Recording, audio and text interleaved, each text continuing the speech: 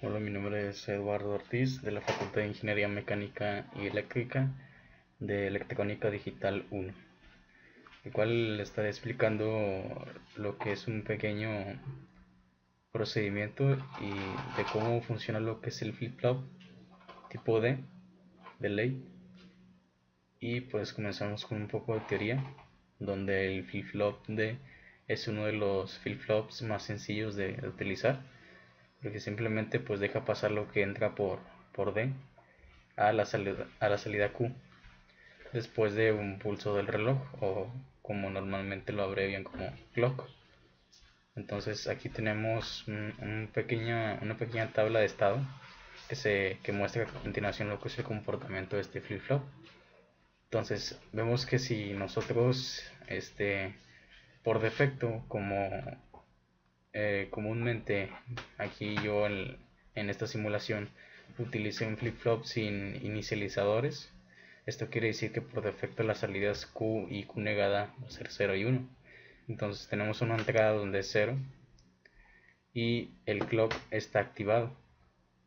Esto quiere decir que como quiera el valor se va a conservar en 0, porque la entrada es 0 y la salida ya estaba en 0, entonces se conserva. Pero si en este caso nosotros ingresamos lo que es una entrada diferente a 0, un 1, y aparte el clock está activado, quiere decir que ese 1 se va a reservar en memoria, y aparte la Q negada va a ser la negación de la Q. Entonces tenemos en la salida un 1 porque ingresamos en D un 1 y aparte activamos lo que es el pulso reloj. Entonces pues sencillamente lo que nos indica aquí que no le interesa el estado de las entradas al flip-flop D. Las salidas van a mantener el estado anterior antes de la bajada del clock.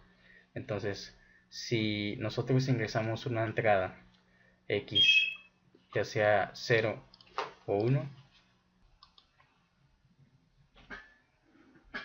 muy bien, entonces tenemos aquí también lo que es el diagrama de bloques de este flip-flop, donde tenemos tanto la entrada que vamos a ingresar y el clock, que nos va a indicar las pulsaciones del reloj para que la entrada pueda almacenarse en memoria, y dos salidas, tanto Q como Q negada.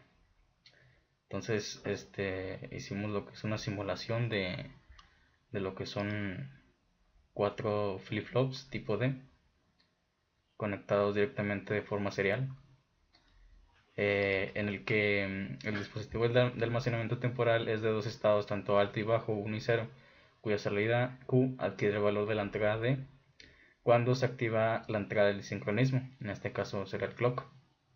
Entonces, una vez que nosotros ingresemos lo que es una variable diferente a la Q de almacenamiento y activemos lo que es el clock, pues esa entrada se va a almacenar y la Q negada va a ser la negación de la entrada de la salida que tenemos aquí en Q. La fórmula que deducimos fue Q siguiente igual a la entrada. Entonces puse ejemplo lo que es esta tabla de la verdad. De igual forma puse ahí varios simulaciones de las diferentes situaciones en las que se puede presentar y cómo se comporta este flip-flop. Y pues aquí podemos ver lo que es su funcionamiento. Eh, por ejemplo, vamos a correrlo. Tenemos ahí está corriendo lo que es el circuito. Tenemos lo que es el clock, la D, que es la entrada, y cuatro flip-flops tipo D.